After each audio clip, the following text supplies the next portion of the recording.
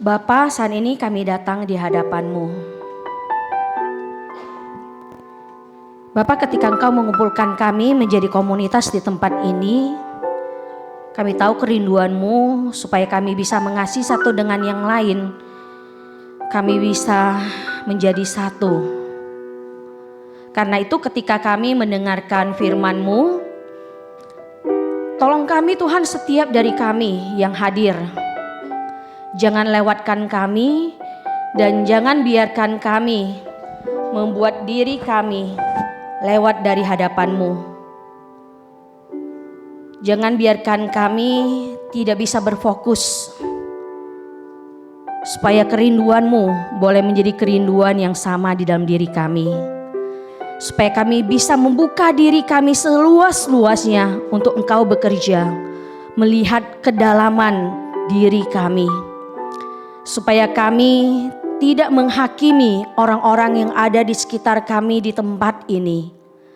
Tapi kami boleh melihat diri kami dan kami boleh mendoakan satu dengan yang lain. Ke dalam tangan-Mu Tuhan kami serahkan diri kami, hanya dalam nama Tuhan Yesus kami berdoa. Amin. Shalom, selamat pagi Bapak Ibu dan Saudara. Apa kabarnya hari ini? Iya, hari ini hari keempat di tahun 2026, tidak terasa. Karena sepertinya baru kemarin kita merayakan Natal, kemudian All and New, dan sekarang udah hari keempat seperti itu. Nah, kira-kira nih ya di hari keempat ini, apa yang menjadi pesan Tuhan bagi kita secara pribadi? Dan saya yakin setiap dari kita punya pesan yang berbeda, sesuai dengan kebutuhan kita, sesuai dengan diri kita masing-masing. Dan mari saat ini kita akan bersama-sama melihat apa sih yang menjadi tema hari ini. Bagi Bapak Ibu dan Saudara yang mungkin ingin lebih leluasa melihat kepada Alkitabnya, silakan boleh buka Alkitabnya gitu ya. Mana tahu saudara mau melihat konteksnya, melihat ayat di atas, ayat di bawahnya gitu ya. Saudara bisa buka Alkitabnya di dalam Titus 2 ayat 1 sampai 10. Tapi bagi saudara yang mungkin agak susah melihat Alkitab yang kecil tulisannya gitu ya, seperti saya sudah lauhwa gitu ya. Jadi boleh lihat ke ke PowerPoint yang ada. Semoga PowerPoint-nya bisa menolong kita melihat. Titus 2 ayat 1 sampai dengan 10.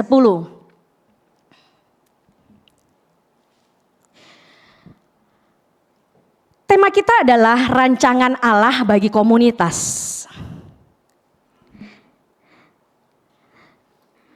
Kalau yang sudah buka Alkitabnya gitu ya, kita belum baca dulu gitu ya. Kita akan melihat gambar berikut ini.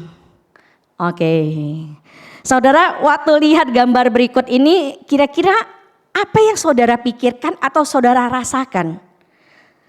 Di sini gambarnya itu ada kakek nenek, ada papa mama, ada tante gitu ya, ada anak, ada tante, paman gitu ya. Pasangannya paman gitu ya. Nah, ada keluarga besar di dalam satu rumah yang kemudian duduk makan bersama. Siapa yang punya keluarga besar seperti ini? Sering melakukan seperti ini? Bagi kita mungkin ada yang sacap me gitu ya, mau Imlek baru seperti ini gitu ya. Tapi ada yang mungkin terbiasa kalau yang keluarganya memang hidup bersama. Tapi mungkin ada di antara kita yang jarang sekali punya kesempatan mencicipi komunitas seperti ini, keluarga besar. Nah, kalau kita lihat kepada gambar yang ada, kelihatan bahwa keluarga besar ini harmonis gitu ya. Bukan hanya sekedar bisa duduk makan bersama gitu ya. Tapi juga bisa duduk, ngobrol, baca bersama gitu ya. Terus kemudian yang menarik adalah gitu ya, bisa masuk dapur bersama gitu ya. Pernah nggak? Koaping sama Cielis sama anak-anak pernah masuk dapur bersama? Nah, tidak semua keluarga bisa seperti ini ya. Biasa kalau mau masuk dapur biasanya udah diusir duluan sama mama gitu ya. Udah sana kalian duduk aja di luar gitu ya, nggak usah gangguin gitu ya. Karena apa? Coluan aja gitu ya biasanya kadang ya. Nah, kalau Bapak Ibu Saudara melihat ada satu keharmonisan, satu hal yang sangat menyenangkan, ada kasih di dalamnya. Dan bukan hanya ada kasih, tetapi setiap pribadi yang dari gambar ini bisa kelihatan adalah pribadi yang mukanya tersenyum, yang enak dilihat gitu ya. Kira-kira nih ketika dikatakan bahwa tadi tema kita rancangan Allah bagi komunitas. Ya, kalau kita lihat gambar ini, rancangan Allah bagi komunitas, terkhusus hari ini kita juga akan belajar tentang komunitas di gereja, di rumah masing-masing ataupun di tempat kerja. Nah, masih ingat tagline gereja GKI Medan? My church, my family. Kira-kira kebayang gak sih saudara gitu ya, mengalami hal kehangatan, ketemu orang-orang seperti ini di gereja, di komunitas kita. Yang sudah lama di sini, yang dari awal gereja berdiri gitu ya, tahun ini hampir 20 tahun, nanti bulan 11 gitu ya. Atau yang masih baru-baru. Atau yang pernah bergereja tempat lain. Pernah mengalami gereja yang hangat. Yang orang-orangnya adalah orang-orang yang saleh. Yang para seniornya bisa membimbing yang muda juga mau belajar.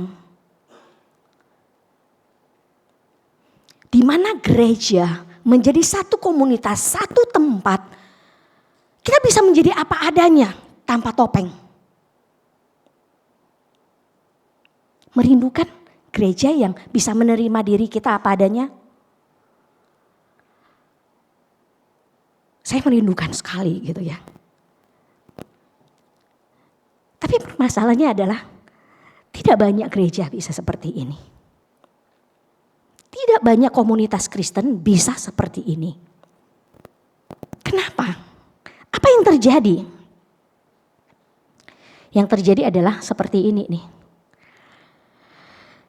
Karena kita ini ya manusia yang punya kepribadian yang berbeda-beda, karakter yang berbeda-beda gitu ya. Dan punya kecenderungan keberdosaan yang berbeda. Saya pakai 3 gambar ya yang secara umum gitu ya. Kira-kira kalau kita melihat gambar singa, kita akan ketemu sama orang apa? Yang galak. Orang yang sering gitu ya. Kadang bukan hanya galak secara ngomong gitu ya. Tapi secara ekspresi muka juga seperti itu. Jadi gak berani kalau kita agak sungkan untuk nyapa, gak berani untuk ngobrol. Atau ada orang di sekitar kita, di komunitas Kristen kita gitu ya. Yang seperti domba, kelihatannya baik gitu ya. Tapi ternyata gitu ya, diam-diam itu suka tersesat, suka jalan sembarangan. Atau seperti gambar ombak gitu ya. Ini bukan ham gitu ya, bukan daging ham gitu ya. Tapi ombak gitu ya. Seperti ombak yang suka memberontak, yang keras. Ada yang ngomong begini, terus langsung peng gitu ya. Tapi mungkin ada gambaran orang tipe lain yang kita temukan di dalam komunitas kita di tempat ini, bahkan di keluarga kita.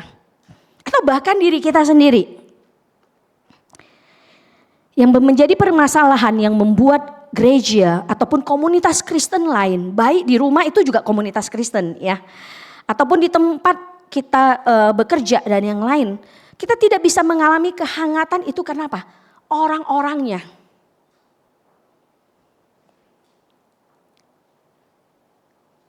Biasanya ya kita suka apa? Gampang melihat selumbar di mata orang, lihat balok di mata sendiri gak bisa kelihatan. Kita langsung apa? Iya benar, pasanganku seperti ini, orang tuaku seperti ini gitu ya. Ini pemimpin gereja seperti ini, majelisnya, pengurusnya gitu, aktivisnya gitu ya. Atau jemaatnya gitu ya. Tapi ketika saya membaca bagian firman Tuhan ini gitu ya. Pertanyaan yang muncul secara tidak sadar adalah. Sebenarnya saya adalah tipe orang yang seperti apa yang sudah dibentuk oleh Tuhan menjadi seperti apa saat ini. Nah bagi kita mari bersama-sama kita coba lihat kira-kira Tuhan mau membentuk kita ke depan itu seperti apa. Supaya apa? Komunitas kita di tempat ini sungguh-sungguh bisa menjadi satu komunitas yang aman, yang terbuka. Kita bisa merasakan penerimaan, kita bisa mengasihi satu dengan yang lain. Kita bisa juga saling mengampuni satu dengan yang lain. Dan kalau memang ada hal tertentu kita bisa saling menegur dengan kasih. Oke, kita lihat bersama ya. Di dalam ayat 1 dikatakan gitu ya. Nah, ayat 1 ini berbicara kepada pemimpin gereja ataupun pemimpin dimanapun engkau berada. Titus ini ditulis oleh surat Titus ditulis oleh Rasul Paulus, diberikan kepada Titus. Titus adalah seorang pemimpin yang masih muda, jadi usianya masih muda gitu ya. Nah, jadi di awal pasal 2 ayat 1 ini dikatakan apa? Kepada para pemimpin, baik kita pemimpin gereja, hamba Tuhan, majelis, pengurus gitu ya, pemimpin jitu ataupun pemimpin yang lain dimanapun kita berada gitu ya. Tuhan mengatakan demikian, tetapi engkau beritakanlah apa yang sesuai dengan ajaran yang sehat. Oke. Tugas kita menyampaikan sebagai pemimpin, menyampaikan apa yang sehat gitu ya, sesuai dengan apa? Firman Tuhan. Oke, boleh minta para pemimpin gitu ya, sesuai dengan peran kita masing-masing, baik kita di gereja, di rumah gitu ya sebagai orang tua, ataupun di komunitas lain, di tempat pekerjaan, ataupun komunitas nge-gym dan yang lain gitu ya. Biasa kan ada orang-orang yang terlahir sebagai pemimpin. Mari yuk sama-sama kita baca bagian tadi firman Tuhan, dengarkan ya. Jadi itu ayatnya untuk kita nih gitu ya. Pelan-pelan kita baca, dengar apa yang Tuhan mau kasih tahu kita. 1, 2, 3. Boleh buka? Oke, 1, 2, 3 ya.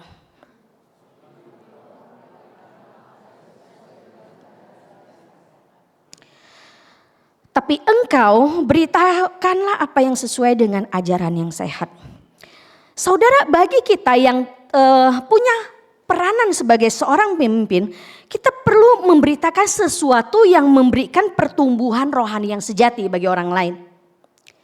Jadi bukan menyampaikan saja gitu ya prinsip dunia. Kita kan dibentuk oleh keluarga kita ya. Jadi cara hidup kita, pola berpikir kita, seringkali kita pikir itu adalah benar, tapi sebenarnya kadang-kadang bisa berbeda dengan prinsip Alkitab. Nah, bagi kita gitu ya, waktu kita memimpin seseorang, memimpin satu komunitas, ketika kita memberitakan apa yang baik, ingat apa yang kita beritakan itu tujuannya apa? Untuk pertumbuhan rohani yang sejati. Yang berani juga bisa memberikan diagnosa yang benar meski mungkin sakit. Jadi kayak dokter jiwa nih gitu ya. Kalau kita ngelihat ada sesuatu yang tidak sesuai, kita perlu belajar berani menegur. Tapi pertanyaannya adalah gitu ya, sebagai seorang pemimpin yang terbiasa di atas, kebiasaan kadang-kadang natur keberdosaan kita itu membuat kita merasa apa? Selalu merasa diri benar, orang lain salah. Nah, kalau kita mendapatkan situasi yang kita melihat itu sepertinya salah, yuk kita datang sama Tuhan, doa dulu. Tanya, Tuhan ini yang aku pikirkan, yang aku yakini ini tepat atau enggak sih menurut kamu? Yang dia lakukan, dia katakan itu salah atau enggak? Terus ketika perasaan kita bergejolak, merasa marah gitu ya, melihat bawahan gitu ya kira-kira. Tanya Tuhan juga, apa yang membuat emosi saya bergejolak? Apakah benar karena seperti Tuhan Yesus marah ketika melihat keberdosaan terjadi di bait suci, ataukah hanya egonya kita yang tersinggung? Nah, jadi itu kita bawa sama Tuhan. Tapi kalau memang ternyata iya, yang kita pikirkan, yang kita percayai, kita yakini adalah sesuatu yang tepat, mari doakan juga cara menegurnya seperti apa.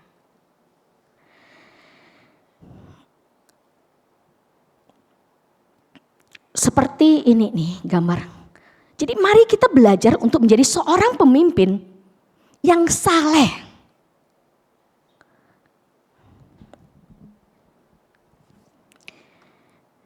Dan kemudian dikatakan bagi kita gitu ya. orang-orang senior. Nah, kita ini ada berapa jenis peran orang ya, pemimpin, bawahan, terus kemudian ada yang senior, ada yang junior. Nah, tapi bagi kita gitu ya, kita nggak punya peran cuma satu. Di satu komunitas kita bisa punya peran sebagai senior. Tapi nanti di komunitas lain kita bisa ketemu orang lain, kita bisa jadi juniornya. Demikian sebaliknya. Ya, kita di satu tempat bisa menjadi bawahan, tapi di tempat lain kita bisa menjadi atasan. Nah, jadi Bapak Ibu Saudara, mari lihat sama-sama nih ya, mana yang menjadi peran kita dan bagian mana yang benar-benar Tuhan sedang pengen sentil gitu ya. Ataupun Tuhan pengen menguatkan, oh iya yang kamu buat ini sudah benar gitu ya. Yuk, bagi kita para pria yang merasa dirinya senior gitu ya, yang baik secara usia, secara kedudukan dan yang lain di baik tempat ini, di tempat lain, komunitas lain, yuk sama-sama kita baca nih. 1, 2, 3, iya.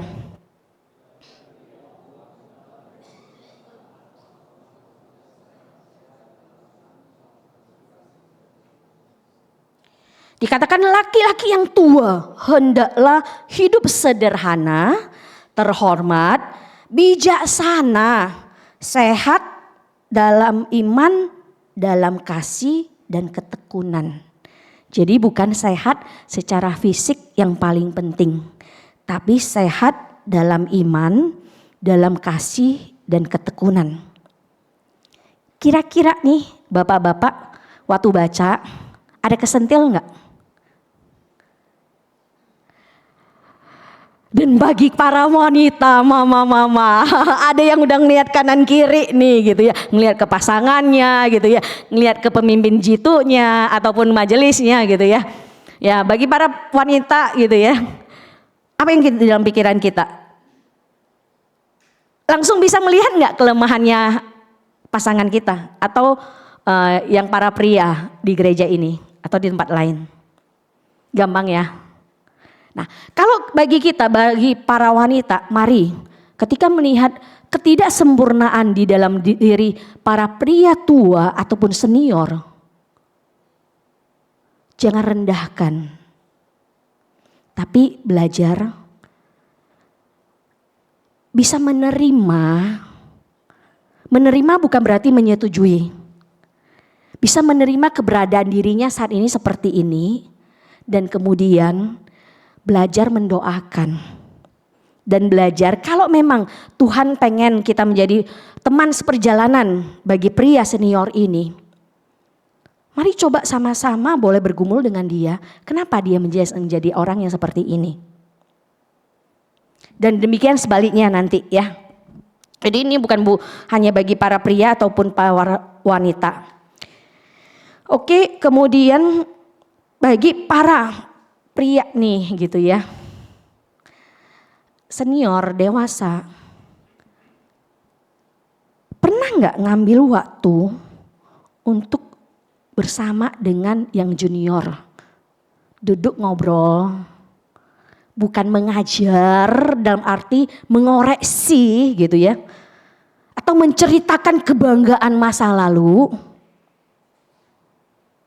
tetapi mendengar. Dan waktu yang muda bercerita, kemudian dengan bijak merespon. Tapi bukan berarti bahwa kita yang senior gak boleh menceritakan tentang pengalaman masa lalu ya. Gitu, boleh. Tapi ketika kita bercerita, mari coba. Apa sih yang kita ingin sampaikan lewat cerita yang ada? Hanya sekedar membanggakan diri, atau memang pengen berbagi pengalaman? Karena kadang-kadang lewat kisah pengalaman hidup yang junior bisa belajar daripada kita kasih prinsip-prinsip seperti itu.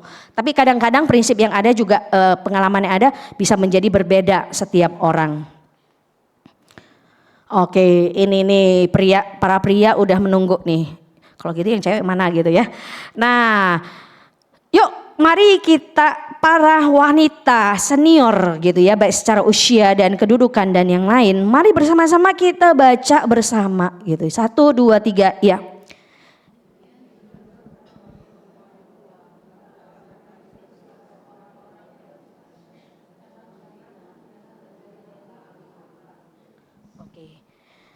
Kemudian,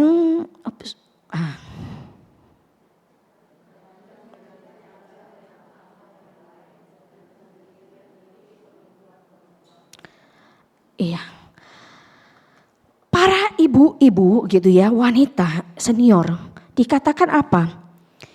Hendaklah kita itu hidup sebagai orang-orang yang beribadah, jangan memfitnah.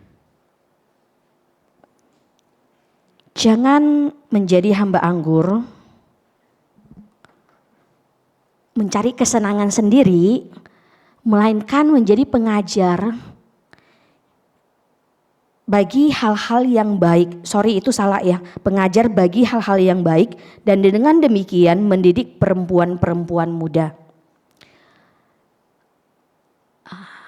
Kita yang saya juga udah senior ya. Tahun ini udah apalagi kalau di pastori gitu ya.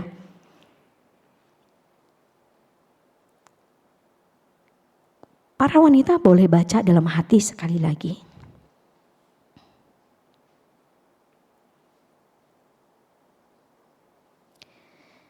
Seberapa kita para wanita senior saat ini menjadi orang yang seperti ini. Kita punya satu kerinduan, bukan menjadi orang yang berkuasa melihat yang junior, tetapi melihat mereka sebagai junior yang perlu dibimbing. Yang kita bisa berbagi hidup dengan mereka. Ada sekian tahun saya secara gak sadar telah melakukan punya kerinduan, tapi belakangan kayaknya ini hilang, nggak tahu kenapa gitu ya. Terus kemudian ketika muncul mahasiswa praktek baru gitu ya, baru teringat lagi, belum lagi usianya itu ternyata bisa menjadi anak saya gitu ya. Jadi waktu merenungkan ini, kira-kira kenapa ya Tuhan kasih saya bagian khotbah hari ini gitu ya. Kenapa bukan kasih yang ke yang lain gitu. Ya berharap ada sesuatu yang baik yang saya juga bisa bawa pulang. Nah kira-kira nih bagi kita wanita senior gitu ya. Bisa enggak kita menjadi orang yang seperti ini? Bisa bekerja sama dengan yang junior. Bisa melakukan sesuatu yang berkualitas dengan yang junior. Dan mungkin kadang-kadang kedengaran gitu ya. Para mertua kalau yang udah terbiasa pegang dapur. Jadi ratunya dapur gitu ya. Pernah nggak memberikan ruang bagi menantu untuk oke, sama-sama nih masak. Memang sih setiap orang punya cara masak yang berbeda, cara potong sayur beda, cara bersihin yang berbeda gitu ya. Tapi bisa nggak membukakan ruang untuk yang baru merasa diterima. Bisa saling menyesuaikan diri satu dengan yang lain. Kemudian bisa menjadi orang yang apa? Bukan hanya mencari kesenangan sendiri, gue punya menantu, gue bisa perintah dia. Seperti itu. Tapi yang bisa membagikan, oh ya resep seperti ini nih gitu. Kira-kira ya kalau di dalam di dapur gitu ya. Atau bisa kasih tahu, anak laki-laki saya ya suamimu ini sukanya begini nih. Gitu. Nah kalau kamu pengen lebih dicintai gitu ya, coba belajar masak yang seperti ini nih resepnya. Kira-kira ya. Nah, tapi bagaimana dengan kita yang junior gitu ya. Bagi kita yang junior gitu ya. Hal yang Tuhan inginkan adalah kita perlu belajar punya hati mau belajar. Mau belajar. Orang Medan suka belajar enggak? Enggak. Waktu saya kuliah di micro skill gitu ya. Cuman catat aja. Ke perpus enggak pernah gitu ya. Dosen juga enggak suruh ke perpus waktu itu ya zaman saya ya. Sekarang enggak tahu. Ke perpusnya kapan? Waktu saya kuliah di seminari di saat Malang. Itu gara-gara harus ada tugas gitu ya, terus harus baca buku bahasa Inggris. Dan ketika saya tertarik kepada spiritualitas, baru di situ saya mulai tertarik belajar. Tapi pada umumnya orang Medan gak suka, makanya apa? Cikong ling ling, perpusnya sepi gitu ya. Nah, tapi bagi kita gitu ya, sebagai orang Kristen, anak Tuhan, Tuhan pengen kita punya hati yang mau belajar. Jadi pulang dari KU ini serbu perpus ya gitu. Lihat buku mana yang bisa menolong gitu ya. Banyak buku yang bagus di dalam ya. Anak-anak itu mereka banyak ini loh masuk gitu loh. Kalau kita orang dewasa agak susah. Jadi ayo yang mau mulai pelan-pelan belajar baca satu bab, gak usah satu buku gitu ya. Kalau yang gak suka lihat buku tebel, beli ataupun download elektronik booknya. Saya suka baca elektronik book, kenapa? Nggak kelihatan itu tebal atau tipis gitu ya. Jadi enak gitu. Nah, jadi bagi kita gitu ya, mari kita belajar. Belajar apa? Belajar dari buku ataupun dari seniornya kita. Supaya apa? Menjadi orang yang seperti ini nih. Yuk, yang masih merasa wanita junior. Mari sama-sama kita baca. 1, 2, 3 ya.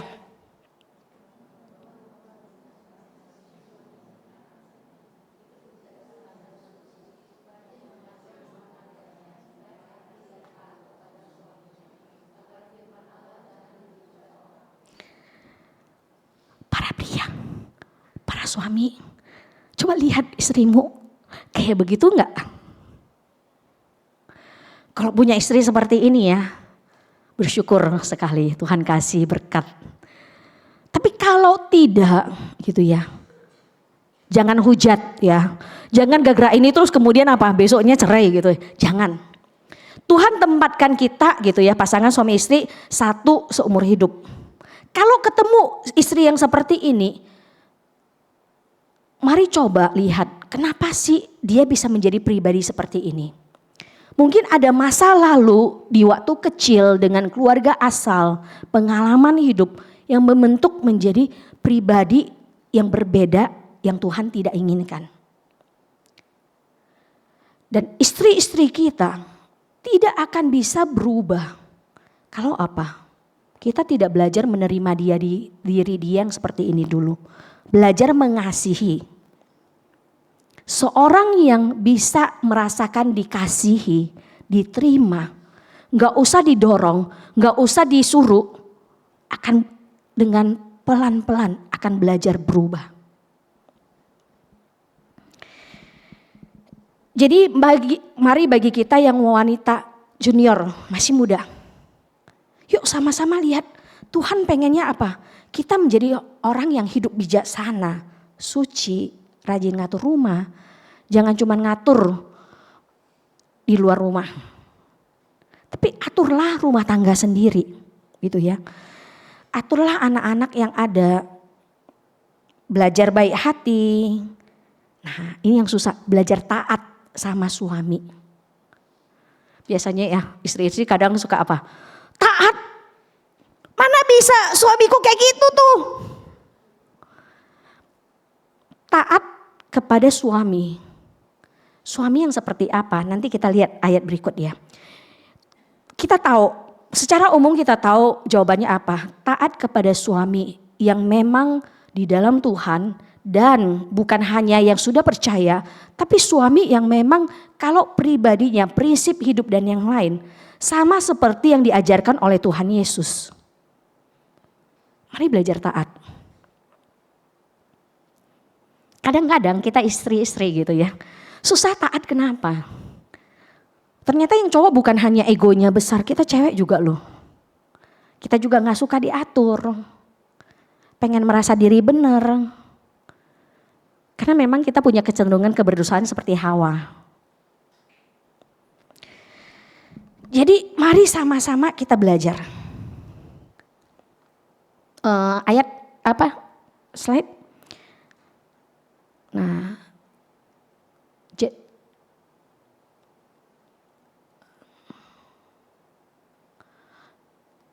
tidak yang ini ya.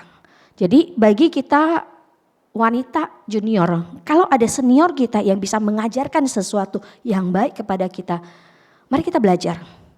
Dan kalau kita ketemu sama wanita-wanita senior gitu ya, atau pria-pria senior, dia pun kalau sedang tidak dalam kapasitas pengen membimbing kita, mentransferkan hal-hal yang baik, is okay. Tapi bagi kita yang masih merasa junior, yang mau belajar, belajarlah dari siapapun. Walaupun mungkin usianya lebih muda, tapi kalau karakternya jauh lebih baik, seperti yang Tuhan inginkan, yang membuat hidupnya lebih bebas dan hidupmu lebih bebas, mari belajar. Saya belajar hal ini waktu saya di seminari di Malang gitu ya. Karena kami kan kalau kuliah di umum biasanya kan sesuai dengan usia ya. Tamat usia 17-18 masuk kuliah rata-rata kalau kuliah umum kan sama umurnya. Tapi kalau di seminari Alkitab gitu ya, usianya bisa beda-beda. Jadi ada kakak tingkat yang usianya bisa lebih kecil dari saya. Kenapa? Karena saya masuknya setelah saya tamat kuliah. Ada yang masuk kuliah seminari itu begitu SMA langsung masuk seperti Grace, Intan, Bobby dan yang lain. Nah, jadi ketika ketemu di seminari gitu ya, saya kan masih baru gitu ya. Ada kakak tingkat yang usianya jauh di bawah saya. Tapi bersyukurnya nih waktu itu kakak-kakak senior yang ada gitu ya, punya kualitas diri yang cukup baik, mungkin karena sudah berapa tahun ditempa di sana. Sehingga sekalipun usianya masih muda, tapi saya bisa belajar melihat ada kedewasaan di dalam diri mereka. Tapi hal ini bukan serta-merta ketika melihat yang junior itu selalu begitu ya. Kadang-kadang ketemu yang sama yang usianya lebih muda, ketika melihat kayaknya tidak ada nih yang baik yang saya bisa pelajari, yang saya bisa hargai gitu ya, bisa respect, baik gitu ya. Bisa muncul merendahkan dan ngerasa nggak ada yang bisa dipelajari.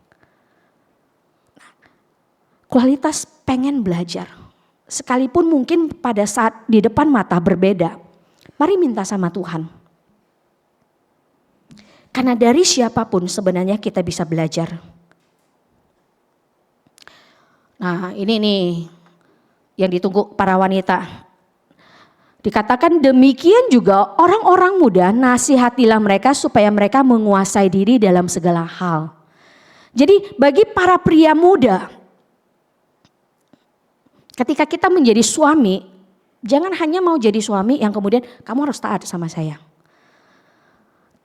Tapi jadilah suami gitu ya, yang tidak mempermasalahkan lu taat atau enggak taat, karena itu urusan dia dengan Tuhan. Tapi para pria gitu ya, yang muda, mari belajar untuk menguasai diri dalam segala hal. Itu paling tidak mudah bukan?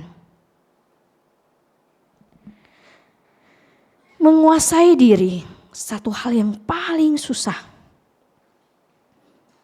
Apalagi nih kalau ketemu sama senior yang yang kelihatannya suka membanggakan diri, senior yang kalau ketemu selalu menceritakan hal yang sama gitu ya, pengalaman yang sama. Kadang-kadang bosen gitu. Tapi ketika kita mau belajar gitu ya, yang muda mendengarkan. Kalaupun mungkin merasa bosan tahu kisahnya ini lagi. Mungkin kadang-kadang kita bisa seperti ini. Waktu dia udah mulai cerita sedikit yang senior ya. Yang junior itu bisa berkata, oh iya waktu itu Kungkung pernah cerita begini. Terus kita sambungin ceritanya. Nah kadang-kadang kalau kita lakukan yang seperti ini. Menolong apa? Yang para senior merasa, cucu saya ya ternyata mendengarkan loh. Ingat loh dia. Dan kembali lagi bagi para pemimpin saleh, pemimpin gitu ya. Tuhan mengajarkan kita. Yuk para pemimpin 1, 2, 3. Dan jadikanlah dirimu sendiri suatu teladan dalam berbuat baik. Hendaklah engkau jujur dan bersungguh-sungguh dalam pengajaranmu, sehat dan tidak bercela dalam pemberitaanmu sehingga lawan menjadi malu. Karena tidak ada hal-hal buruk yang dapat mereka sebarkan tentang kita. bagi pemimpin paling susah. Kalau saya bisa menjadi pemimpin yang seperti ini, kalian makin senang. Jadi mari doakan kami ya, para hamba Tuhan, majelis, pemimpin yang lain. Karena tidak mudah. Tidak mudah untuk bisa jujur apa adanya, otentik. Kecenderungan kami hamba Tuhan, karena dianggap mungkin sebagai seorang yang dilihat, seorang yang mengajar, harusnya punya kualitas yang lebih baik. Selalu dilihat orang seperti ikan di akuarium gitu ya. Sadar gak sadar muncul topeng di dalam diri kami, di dalam diri saya. Yang menampakkan diri selalu baik kepada orang lain, yang menutupi apa yang tidak baik. Dan hanya orang-orang tertentu yang cukup dekat yang bisa tahu saya apa adanya. Jadi kalau mau tahu saya seperti apa, tanya mama adik saya ataupun Grace gitu ya. Karena di situ nggak bisa tertutupin gitu. Nah, mari doakan kami dan mari kita pemimpin belajar bahwa jangan hanya mau dilihat dihormati orang lain, memakai topeng, tapi mari belajar tentang pribadi sendiri. Supaya apa? Supaya waktu kita membimbing orang lain, orang-orang yang kita bimbing, bawahan kita tidak berkata bahwa oh bu aitoi iya, cumi suleh ikong ka icobo sianga. Saya nggak mau ikut. Karena apa? Apa yang dia katakan dengan dia lakukan berbeda. Makanya sebenarnya bagi kami hamba Tuhan itu paling susah. Harus menyampaikan yang baik, tapi ngerjain itu susah.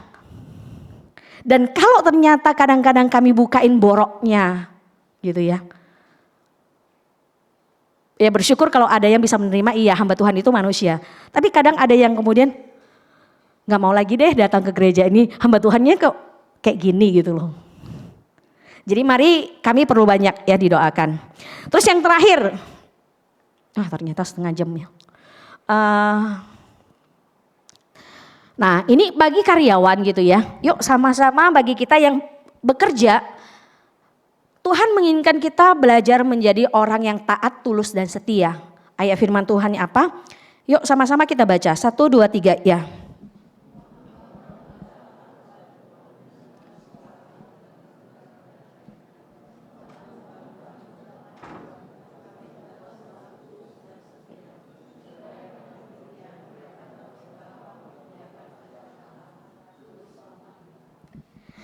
Jadi bagi kita karyawan gitu ya, bawahan gitu ya, sama seperti saya menjadi bawahan gitu ya. Mari kita belajar untuk taat kepada atasan kita, tapi sekali lagi prinsipnya sama ya, taatnya kalau orangnya sesuai dengan firman Tuhan. Dan kemudian belajar untuk tidak memberontak. Tapi kalau ada yang berbeda, mari belajar lihat yang salah mana. Terus berbedanya apa? Dan waktu pengen menyampaikan apa yang berbeda gitu ya kepada atasan kita, mari nanya sama Tuhan. Memang benar atau enggak? Atau memang diri kita itu tidak suka ditegur, dikoreksi. Kemudian belajar untuk setia, belajar untuk tulus. Jangan yang seperti ini istilah ABS, asal Bapak seneng ya. Kita karyawan kadang-kadang bisa seperti itu, ketemu atasan kita gitu ya, baik. Tapi begitu atasan kita pergi, beda lagi. Sama seperti mungkin gambar berikut ini ya. Kalau punya atasan yang baik gitu ya, kayak ibu tua ya yang sedang berdiri gitu ya. Kita mungkin gampang menjadi orang yang taat, orang yang tulus, orang yang setia.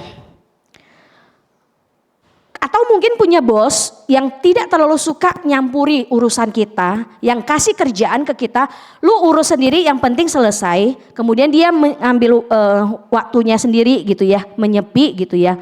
Walaupun mungkin mukanya itu angker gitu ya. Kita juga gak berani ngobrol gimana. Mungkin kita lebih gampang jadi orang seperti ini. Kenapa? Kita diberikan kebebasan untuk melakukan apapun.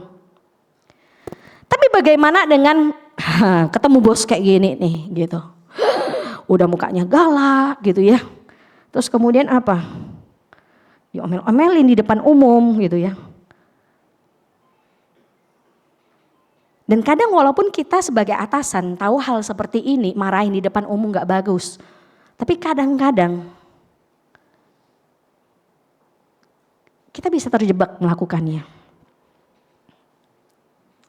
Dan berapa kali saya juga melakukannya. Kalau bagi kita yang menjadi bawahan, mari kita belajar mendoakan atasan kita. Dan bagi kita yang menjadi atasan, mari kita belajar untuk menjadi atasan yang baik. Saudara, yang Tuhan inginkan, rancangan Tuhan bagi komunitas di tempat ini, di keluarga, dimanapun engkau berada. Engkau menjadi orang yang saleh, seorang pemimpin yang saleh, seorang senior yang saleh, seorang yang mau belajar, seorang yang taat, seorang yang tidak munafik, yang hanya kelihatan baik di depan orang, tapi seorang yang belajar pelan-pelan serupa dengan Tuhan Yesus. Kita akan ambil waktu sejenak untuk merenungkan bersama dengan Tuhan. Ingat, Tuhan menyampaikan ini bukan untuk menghakimi kita. Dia tidak menatap kita dengan muka yang marah. Tapi saat ini dia ingin. Dia rindu kita berubah. Mari saat ini kita ambil waktu untuk merenungkan, memeriksa diri kita masing-masing. Kalau ada perasaan bersalah, marah sama diri, tidak suka sama diri, is okay. Silakan bawa sama Tuhan.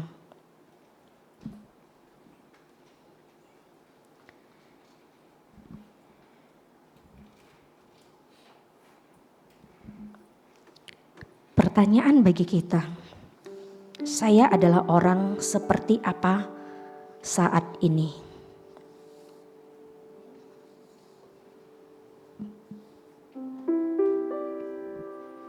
Saya menjadi orang adalah orang yang seperti apa saat ini? Apakah saya sudah menjadi pribadi yang sesuai rancangannya? Yang bisa membuat komunitas di mana saya berada menjadi indah, menjadi hangat, tempat orang merasa nyaman.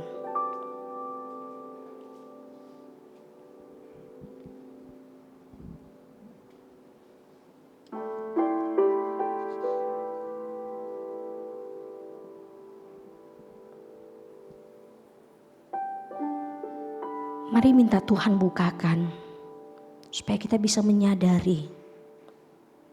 Dan mari obrolkan hal ini kepada Tuhan.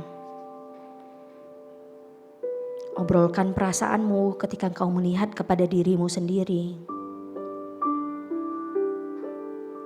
Dan mari lihat juga Tuhan sedang menatapmu tidak dengan pandangan mata yang menghakimi, yang marah, yang membencimu. Tapi justru seperti pandangan Tuhan Yesus, pandangan mata Tuhan Yesus kepada Sakeus, perempuan di tepi sumur, orang-orang Farisi yang munafik, pandangan yang sama dia berikan kepada kita, penuh dengan kasih, mengampuni kelemahan diri kita, dan kalau kita mau, dia akan memberikan kekuatan untuk kita perlahan berubah.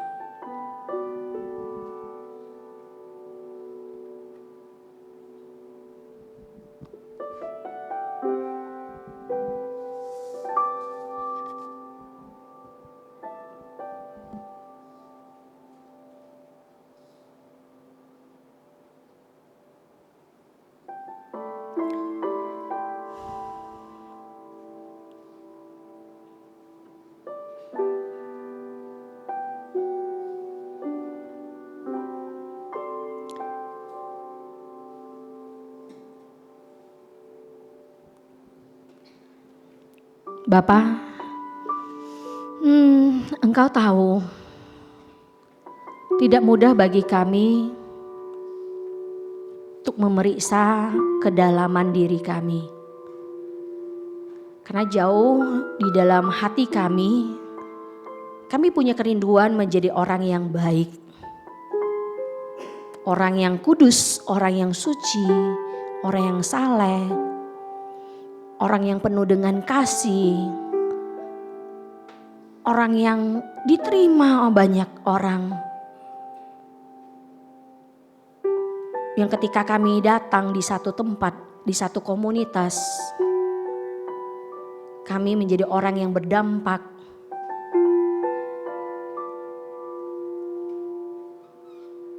Kami bisa membawa dampak juga bagi orang lain. Kami punya kerinduan seperti ini. Dan Tuhan, ini pun kerinduan-Mu. Tapi kadang-kadang faktanya berbeda. Tapi ketika Engkau mengizinkan kami untuk mengingat sekali lagi tentang hal ini. Bagaimana setiap dari kami yang hadir di tempat ini punya peranannya di dalam komunitas-Mu di gereja ini. Ketika kami merindukan komunitas seperti apa, disitulah kami juga punya peranan yang sama, membuat komunitas kami menjadi komunitas seperti itu. Tolong kami tidak hanya menuntut orang lain untuk berubah, tapi kami belajar sering memeriksa diri kami bersama dengan diri-Mu, sehingga di situ kami perlahan-lahan bisa belajar berubah. Ke dalam tangan-Mu Tuhan, sesuai dengan peran kami serahkan. Biarlah arah Roh Kudus yang selalu mengingatkan kami, membimbing kami, tolong kami bisa membukakan diri kami peka terhadap gerakan Roh Kudus. Sehingga kami bisa melihat dan belajar dari Yesus ketika Dia masih menjadi manusia, bagaimana Dia menjadi seorang manusia yang sempurna, seorang manusia yang Engkau rancangkan. Seperti dulu Adam dan Hawa sebelum jatuh ke dalam dosa. Bagaimana Dia bersikap terhadap orang lain. Bagaimana Dia menerima, bagaimana Dia tetap teguh di dalam kebenaran. Tidak tunduk di dalam terhadap orang-orang ataupun keberdosaan yang ada.